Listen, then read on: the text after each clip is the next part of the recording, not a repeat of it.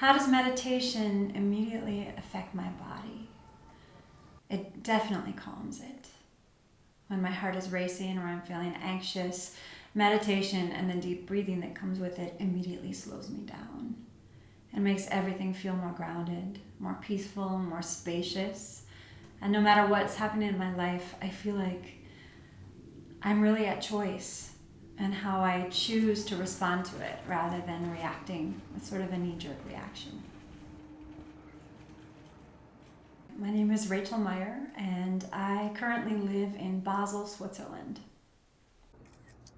It's called Rhine. So we're going from big Switzerland to small. I grew up mostly in South Dakota and Nebraska, so I'm a kid from the prairie. But I spent most of my adult life in San Francisco.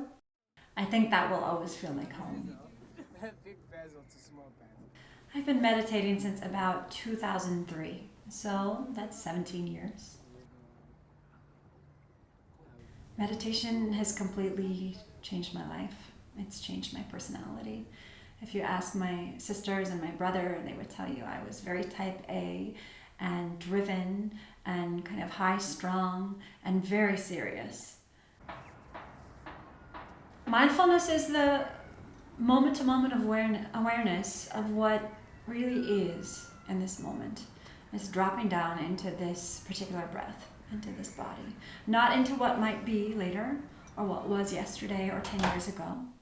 Because it's so easy to get lost in those stories, to spend our lives in this own private movie that we're the only ones watching. And so mindfulness is bringing that attention, that awareness to every minute of every day.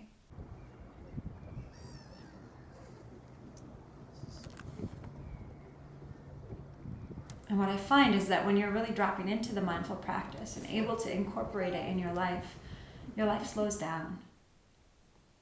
And you're deeply in it in a way that is powerful and calming and profound.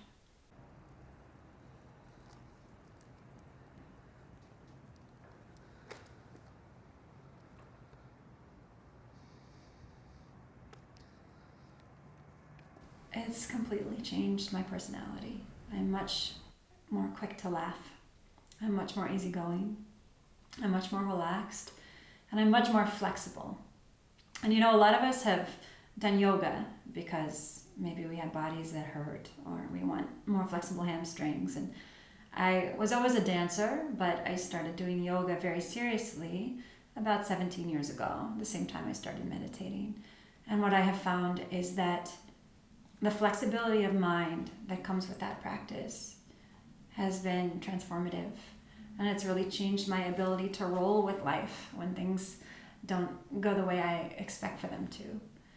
And it's offered me a great well of compassion and tenderheartedness that I never had before. And I'm so grateful for that.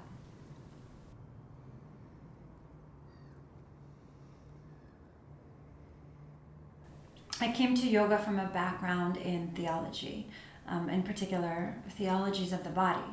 So looking at how gender, sexuality, bodies, and culture interact with religion and what religion has to say about those bodies. And I came to yoga philosophy as I was doing a master's in systematic theology. And as I learned more about Buddhism and Hindu philosophy and meditation, I realized very quickly it was my home. And since then, it has really been my heart.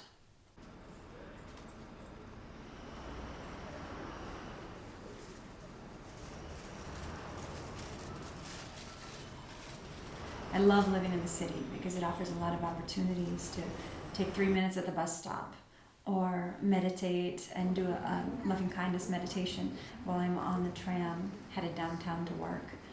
And there are so many little pop-up opportunities to do it throughout the day, whether it's in my kitchen stirring the rice or walking down the hill to get the mail. There's always space for it, and I really love that.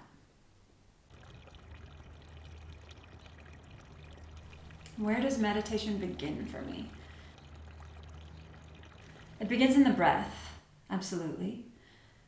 And I find that I can access that breath now after having practiced for over a decade. It's my immediate go-to when things are difficult. I'll never forget being a bartender when I was in grad school studying theology and yoga philosophy. And it was a crazy Friday night. And I had 16 different drinks to make and people waving at me and people frustrated and impatient. And I remember very clearly turning around and going to the beer tap and standing there and pouring a beer. And in the 3 seconds it took to pour that beer, I fired up my Ujjayi breath, in and out through your nose, right? Because I'd been practicing yoga and meditation long enough that I knew in a moment of stress, when you just want to run away because it feels like too much, you can drop into your breath and it will calm your nervous system. And it worked. So since then, even though that's over a decade ago, I still think of the breath as that place to turn to when it's time for the meditation to really take over.